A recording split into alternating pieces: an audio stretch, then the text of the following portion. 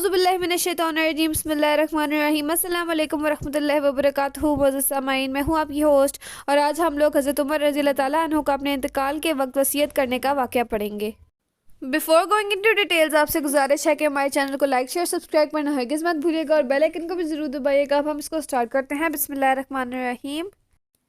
حضرت یحییٰ بن ابی راشد نصری رحمۃ اللہ علیہ کہتے ہیں کہ جب حضرت عمر بن خطاب رضی اللہ تعالیٰ عنہ کی وفات کا وقت قریب آیا تو اپنے بیٹے سے فرمایا، اے میرے بیٹے، جب مجھے موت آنے لگے گی تو میرے جسم کو دائیں پہلو کی طرف سے موڑ دینا، اور اپنے دونوں گھٹنے میری کمر کے ساتھ لگا دینا، اور اپنا دایاں ہاتھ میری پیشانی پر، اپنا بایاں ہاتھ میری ٹھوڑی پر رکھ دینا،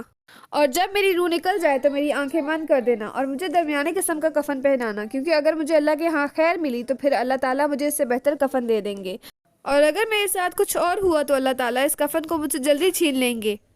اور میری قبر درمیانی قسم کی بنانا، کیونکہ اگر مجھے اللہ کے ہاں خیر ملی تو پھر قبر کو تا حد نگاہ کشادہ کر دیا جائے گا، اور اگر معاملہ اس کے خلاف ہوا تو قبر میرے لیے اتنی تنگ کر دی جائے گی کہ میری پسلیاں ایک دوسرے میں گھس جائیں، میرے جنازے کے ساتھ کوئی عورت نہ جائے، اور جو خوبی مجھ میں نہیں اسے مت بیان کرنا، کیونکہ اللہ تعالیٰ مجھے تم لوگوں سے زیادہ جانتے ہیں، اور جب تم میرے جنازے کو لے کر چلو تو تیز چلنا، کیونکہ اگر مجھے اللہ کے ہاں خیر ملنے والی ہے تو تم مجھے اس خیر کی طرف لے کے جا رہے ہو، اس لیے جلدی کرو، اور اگر معاملہ اس کے خلاف ہے تو تم ایک شر کو اٹھا کر لے کے جا رہے ہو، اسے اپنی گردن سے جلد اتار دو۔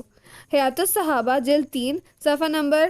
52 سے لے کر 53۔ آج کے لیے بس اتنا ہی، آپ سے ملاقات ہوگی انشاءاللہ اگلی ویڈیو میں۔ اگر آپ کو ویڈیو پسند آئی تو لائک شیئر سبسکرائب کرنا ہرگز مت بھولیے گا، اور بیل آئیکن کو بھی ضرور دبائیے گا۔ السلام علیکم ورحمۃ اللہ وبرکاتہ۔